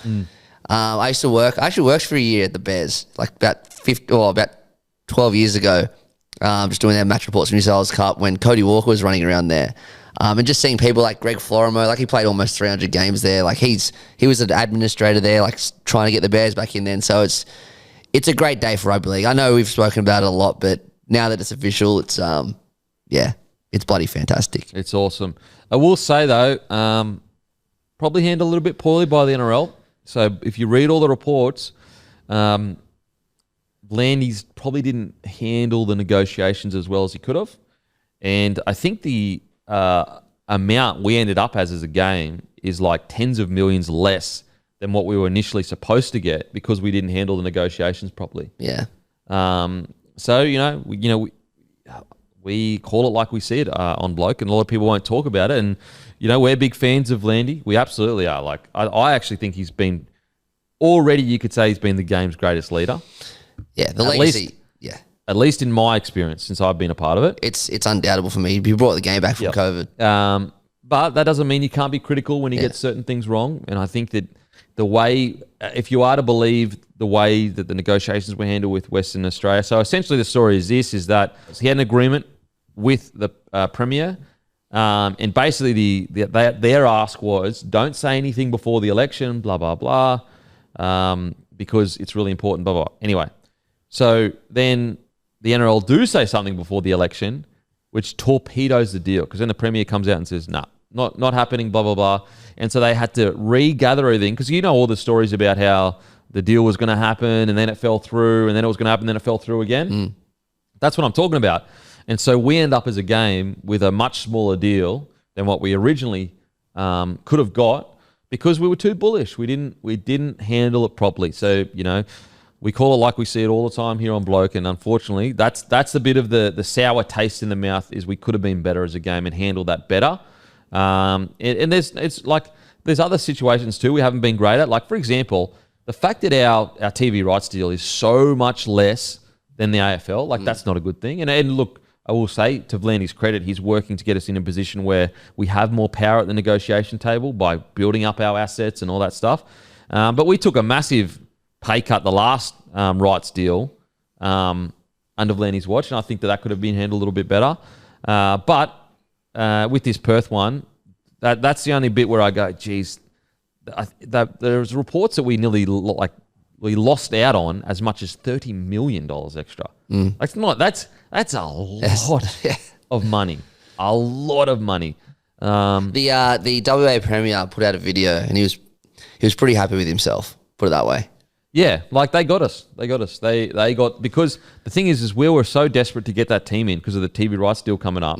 And so that's, you know, there's so many different things that people don't realize. It's obviously it's an extra game, but also it's also like you're in a whole new demographic that you can sell to. So when you go to TV rights and you say, okay, let's do the TV rights deal, well, Fox and Nine go, well, you're only in New South Wales and Queensland, so we're only giving you a TV rights deal that gives us an opportunity to be able to market to New South Wales and Queensland. Like, why would we pay you for a national game when we're only got our marketing in front of the New South Wales and Queensland?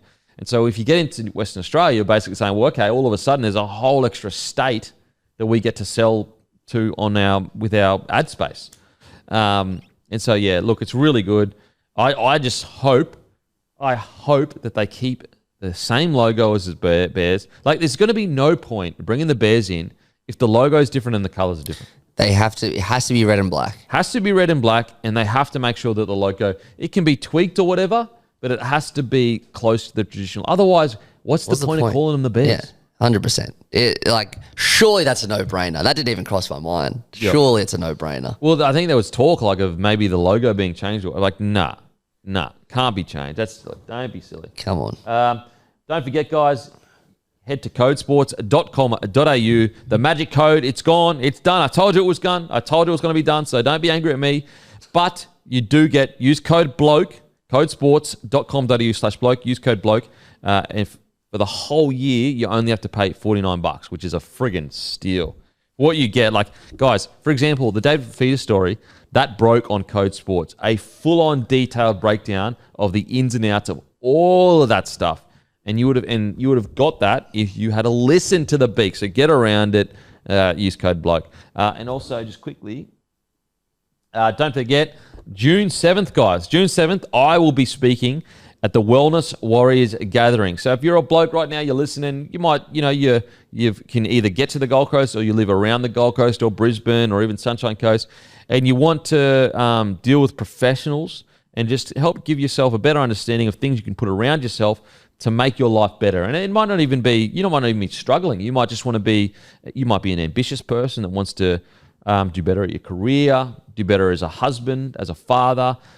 Get down to the Wellness Gathering, guys, because my father, he is running it. He is a doctor in this area, guys. I've never done all this kind of stuff before, because usually in a lot of these things, they're not professionals. They've never studied any of it. They're just people that just say they are. The reason why I've waited all this time is because when I'm going to do something like this, it's going to be with the best in the business and professionals in their trades, guys. So make sure, June 7th. You can be there. Tickets are $60. It's absolutely worth it. It's things that you can take with you for the rest of your life. And it's going to be advice from leading health professionals on men's health and wellness, life experience messages from former professional sportsmen, key topics in nutrition, fitness, financial management, e-safety, morning and afternoon tea, barbecue lunch, 12-month membership for Wellness Warriors Club to stay connected and get support throughout the year. And there's obviously an optional post-gathering group experience as well. You can contact us on 0438 184 994. That's the number you can text or call, or give us an email, admin@warriorsgathering.com.au. Then there's also,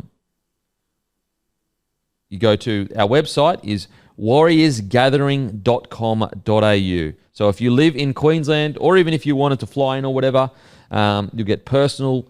It'll be me speaking, but also we'll spend the day together, sitting down, having a chat with other like-minded men. Definitely be worth it, guys. Just $60. So it's absolutely investing in your own mental health is the best investment you can make, guys. So that's Warriors Gathering. Go to our website, warriorsgathering.com.au, and get around it. Don't forget, use code DMP for 10% off at begoodhealth.com.au as well. Because it is the best in business. I had mine today. I always have mine. Okay, Titans are reportedly unhappy about reports of Fafita being shopped around, believing he's part of the club's future.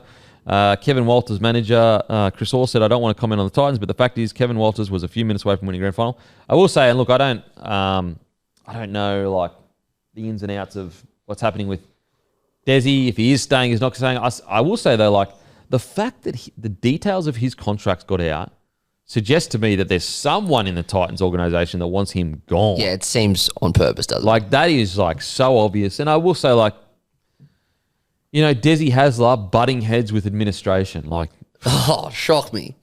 mate. So there's two sides to this. First of all, the Titans, mate, whoever is upset about it, you knew what you were getting into with Desi. It's not a secret. Like, how many clubs does he have to be at and butt heads with the administration for you to go, okay, it's probably going to happen when he comes to our thing? Well, so there's that. Yeah.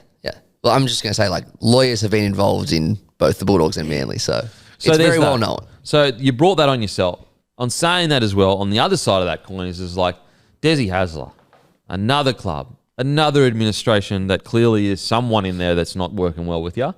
So like, geez Louise, at what point do you get better at that kind of stuff? Like, it's just, yeah, unfortunately his stint at the Gold Coast has not been good. It has not been good. And I just think that, unfortunately for Des, it seems outside looking in, he has not adapted as rugby league has changed over the last decade. He had a bit of success at Manly, but I think we're starting to kind of find with that Manly side, like it almost coaches itself to a degree. Like, it almost doesn't matter what coach is at the helm. If Tom Trbojevic and DCE are fit, they can go on a run. Well, even the year that they did make the prelim, they were 9-4 because Turbo wasn't there. Yeah. So, yeah. And so there's that. And I just think that Desi's inability, from outside looking in at least, to unable to change with the times. The fact that he is still running into problems with administrations is insane. Insane. With one of the nicer administrations too. You could argue they're too nice. Funnily enough, and look, with the Titans, I don't know what the answer is. So I genuinely don't know. But I go, okay, maybe we just go the opposite. And maybe Kevy Walters is the answer. And why do I say that? Is because, like, they've tried to hire, like, defensive-minded coaches, old-school style coaches, change the total way that Titans play. And that club, for whatever reason, and it's been all different players, so it's not just one playing group, just refuse to buy into a defensive nature of style of rugby league. And so you wonder, like, that's the one thing Kevin Walters did. He creates a happy, fun environment, and he backs attacking footy. And I just wondered, do you go all in with it? Like, do you just go, you know what? Let's get Kevy in and make it the funnest, happiest attacking footy player club we've ever seen. Well, I don't know. Fuck. Maybe, like, to add to your point, though, Justin Holbrook, when they made that was the last time they made the finals, he's the Roosters attacking coach. So he's an attack coach. They had some success there. Maybe you're onto something. Mate, the attack that the Broncos showed in 2023 was honestly some of the best rugby league we've ever seen in our lives. Yeah. Like, it was 90s footy. And that's what Kevy was. It was an attacking juggernaut when he played. Him and Alfie Langer. Like, tell me two craftier 6s and 7. Oh, it's very well known. Like, They are, fuck. yeah. Just, it's like they are attacking juggernauts. And as I said, like, listen, if you would try to go, you want to go like the full other directions of like, we want to make it like the best defensive side in the competition that's like almost like army-like, then maybe, Kevy's not the guy. But if you want to go, you know what? Clearly that doesn't work at the Gold Coast. Clearly it doesn't suit where they live, the style, the culture of everything. Maybe you just do go Kevy and go, Kevy, just get whatever you did to Reece Walsh that year that made him play some of the most insane footy we've ever seen. Just do that, bruh. Yeah. I don't know. I think it's, I mean, who knows? But I think it's the best argument I've heard so far. Yeah, that's what I'm saying. Like, the obvious answer is like, all right, get Bellamy in there or get fucking... Yeah, of course. Some hectic defensive coach to fix their defense. But it's like, bro, you just tried that. Yeah. And it's not working. And so I know what Kevy can do. He's a man leader, like as in he's one of the boys. He makes a happy playing group. Like the way the Broncos played in 2023, like they looked like the happiest side in the world. Like the swagger, the confidence. They didn't give a shit how far they were behind. They didn't give a shit if they were coming off their own end. They were just going to play rugby league and stuff it. And I just wonder, like, is that what the Titans need maybe? Well, they've got the personnel in the squad to be able to play like that. So maybe they do. It's like, I don't know. Like, fuck. Because I don't know what the answer is at the Titans. I'm just throwing shit at the wall and going, maybe they need the opposite of what everyone would expect, which is like you get Bellamy in there and you tell everyone to fucking, toughen up and be the best defenders in the competition. But maybe it's the opposite direction. And you almost lean into we're the Gold Coast, it's the glitter strip. When you come down and watch the Gold Coast play, the score's going to be 44 to fucking 34, but it's going to be some of the craziest footy you've ever seen in But your some life. people love that. Like, I don't know. It is what it is. As I said, bro, I don't know what the answer is, but maybe that is the answer. Maybe. Like, if you saw Reece Walsh go to another level, I mean, Preston Campbell and Kinney. Sorry, Jaden Campbell. Yeah. And Kinney under that. And, like, you just need Kevy to get in there and get the boys G'd up and happy. Yeah. Maybe. Because you're right. They've got the forwards to, especially for feeder stays, they've got the forwards to lay the platform and they've got the backs to just let it rip. Yeah, and just go. We'll work on defence and we'll get one of the best defensive coaches in the comp. At the same time, we'll just lean all the way in, boys. I just want you happy as anything playing footy and just go on. Because that's what, at Holbrook, that's what he essentially did. He had them happy and just willing to score a bunch of points. And it worked to a degree. So, as I said, maybe that's the thing, that's the direction they go. I don't know. If we're looking very far in the future, if Kevy does go there, then I'll be back in Khan Pereira to be the top try scorer that year. Oh, mate, the footy they'll play will be crazy. Crazy. And maybe you just lean all the way into the relaxed lifestyle and I don't know what the answer is, bro. I don't know. They need... If I'm being honest, like if I was a betting man, they need Craig Bellamy up there to sort it out. They need, yeah. But at the moment, it just doesn't look like the fact they've gone backwards since Holbrook under Des Hasler. That's insane. It's disappointing, really. Man, just crazy. Good side too on paper. Good side, really on paper. good, bloody good side on paper.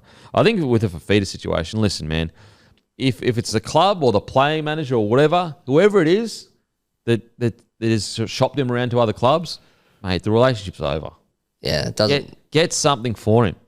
Do you really want to be paying an unhappy David Fafita $900K a year? No.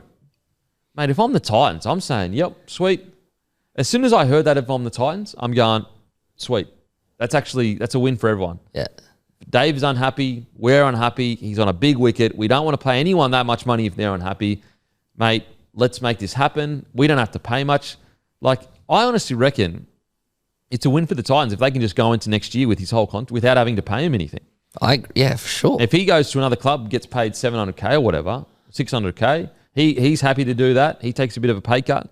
He gets his career back on track. The Titans go into the market and actually sort their salary cap out instead of this weird unbalanced salary cap. I think it's a win-win for everyone. I really do. And I think that'd be insane to go, no, Dave, you got to stay.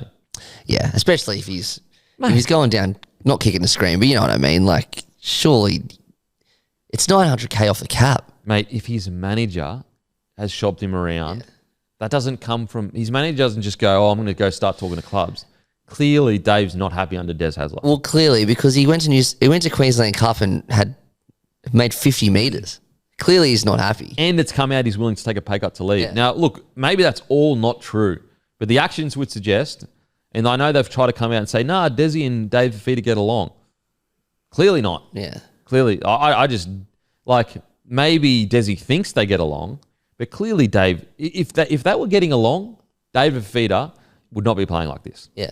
Yeah, of course. Like, it's that simple. Yeah.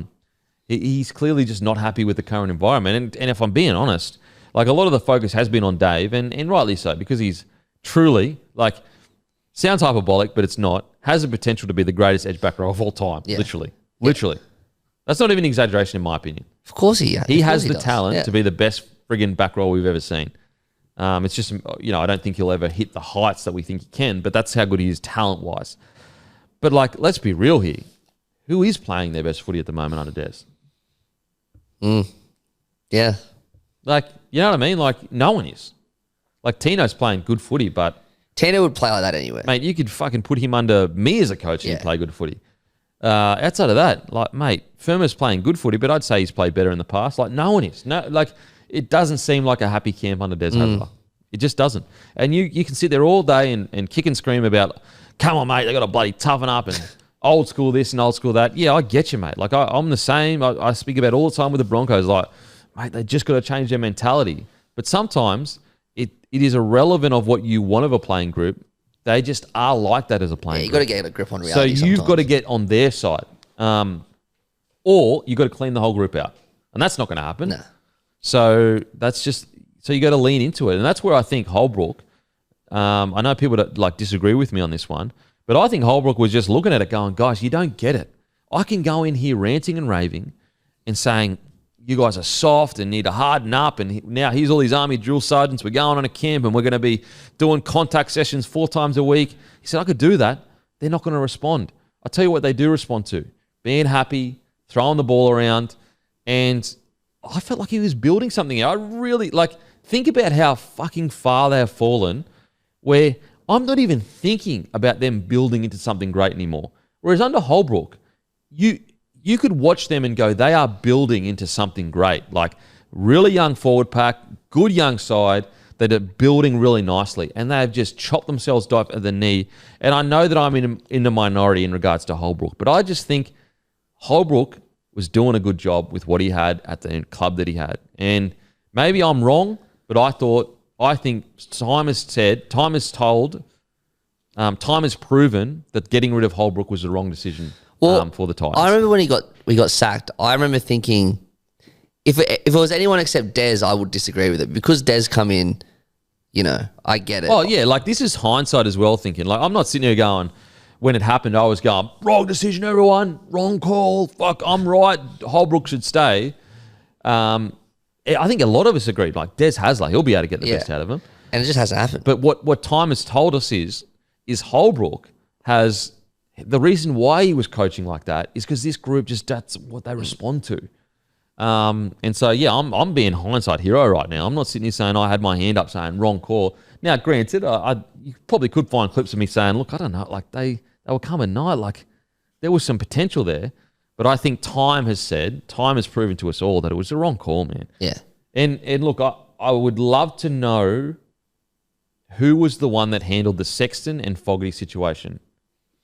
I would love to, because, like, even like other things, like, you get friggin' 4 into the club and he gets brushed to 14. Yeah, like, that's true. Tanner Boyd is now, like, playing really, really well in New South Wales Cup for the Warriors. Like, he'd be so good for them right now. Think about, like, why would you need to get rid of Tanner Boyd when right now you need Tanner Boyd? Like, it's not like they had all this depth in the 7. It's like they're allergic to halfbacks. Yeah, that's what I don't get. It's like I just don't understand what their thought process is. Anytime they get a decent 7 that plays solidly, as soon as that 7 plays a month of, like, not even bad footy, just average footy, they just go, boom, see ya. I don't get it. We said it yesterday, but it's crazy how the game of the round tomorrow is Fogarty versus Sexton. And even, I know this is, you can't use this as an example because he hasn't been playing NRL, but the Warriors are coming third. So there's your 3 halfbacks in the top 3 clubs. And also, are you telling me the Raiders just have this crazy stacked team and that's why they're going so well? Are you telling me the Bulldogs on paper have this crazy stacked team and that's why Sexton's going so well? No, not at all. They're just a well-coached sides with good systems that are getting the best out of their number 7s. Yep. Really that simple. Man, I'll say, I keep repeating myself, but I love the Titans. They're my hometown side. Like, Of course. I have a connection to them. I really hope they turn around. And I'll tell you this much for free. If they don't, Tino should leave that club Bloody oath he should. soon. There's no way that bloke should destroy his body for the rest of his career if they're just going to keep tossing this up. And I'll say the exact same for the Brisbane Broncos. There's no way Payne Haas should stay at the Brisbane Broncos if they keep tossing this up. If they're not in the 8 at the end of this year, I absolutely, without a shadow of a doubt, understand why Payne Haas would start negotiating with other clubs. He should be the greatest front rower of all time. Guess what's holding him back? Unfortunately, it's his club. Yeah. Like, it's that simple. And I know that hurts to hear as a Broncos fan, but it's 100% the reality that right now we have not been able to build a good enough side around him. We don't need to win the comp every year or be in the grand final every year, but my God, we should be making the 8 every year. Yeah. Jesus, what are we talking about here? Like, if we don't make the 8 this year, that'll be out of the last 5 years, we've made the 8 once. Yeah, that's unacceptable. With that roster? Yeah. It's not acceptable, really. What? And, like, to be fair to Kevy, like, he come over when they were wooden spoons, so he had to build them Kevin did back a good into the job 8. building them up. Yeah. I know. He had to, you know what I'm saying? Yeah. It sounds bad when you say 5 out of 1, but you got to look at the context that Kevy walked into that side and he built them back up. But I mean, if this current playing roster with Michael Maguire can't get into the 8, mate, what are we talking about here? That would be shocking. That would be shocking. Like, I think they will, but like, you know what's insane? Right now, they're at exactly the same place as what they were last year at this time. Really? I think and this is Gus Gould that said it on his show, even the same points differential. I'll have a look. You have a look. Wow, it's 4 points off, like a try off, and they're in 6th last year. That's what's so alarming about this situation. Like, everyone wants to go, oh yeah, Broncos are, man, they're a top 4 side and they've turned the corner and look what Madge has done and all this stuff, mate. They're in the same position. They actually were 1 game ahead last year. Well, fucking there So you go. that's even worse. That's it. There you friggin' go. That's why I get so alarmed at where the Broncos are right now. Somehow It's like, they were in 6th last year, but the ladder's weird. guys, you're hiding behind Michael Maguire's name. In reality, you're in the same spot. Now, to be fair, watching them play, I feel like they've improved dramatically. Yeah. But at the end of the day, all that matters is where you end up on the friggin' ladder. So there's that. Don't forget, we just spoke about all these huge games this week in Women in League round. Fox League exclusive games, the Knights v Titans, Friday 6 p.m. Raiders v Doggies, 3 p.m. Matty Burton, back from suspension. Dragons v Warriors, Saturday 5:30 p.m. Their last meeting at Wynn Stadium saw the Dragons dominate. The Warriors have a 14% win rate at the stadium, making the Dragons heavy favourites again. Will the return of Wateni Zalesniak boost the Warriors? Cowboys v Panthers, Saturday 7:35 p.m. Typically, in even contest, the Cowboys held their own in their last match, round 5, winning 22-18. Kenny, Schneider and To'o are back to strengthen their stocks for a much-needed win. Storm v Tigers, Sunday 2 p.m. Bellamy's side have a 7-game winning streak against the Tigers, dating back to 2019.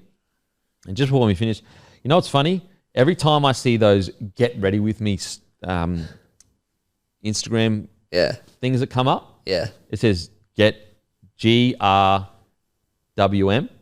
Yep. Every time I see that, I think they're going to read George R.R. Martin for some reason. I don't know why. Whenever it says that, it looks like George R.R. Martin. I don't know why it is. Anyway, I just needed to mention that. Yeah, fair enough. Okay, that's us done and dusted, guys. Grab some Bloke Coffee. Give us a follow on the Bloke Coffee, the Grumpy Drinks feed. DJ Grumpy, he exists. He has launched. If you want some good tunes, subscribe to our YouTube. But it is the best coffee in the land. Tell me another single coffee that's giving you a DJ that's going to give you music every week. None are doing it. So get around us, guys. We're fully backing him in. Grab a bloke shirt, guys. Join the bloke club. Give Luke Camilleri a follow. As I said, guys, you've got to be following him to win $1,000 cash, to go in the draw to win $1,000 cash. Takes 2 seconds on Instagram. Give her a follow today. We'd really appreciate it. And as usual, we will go and fuck ourselves. Imagine what you could be buying instead. For free and confidential support, call the number on the screen or visit the website.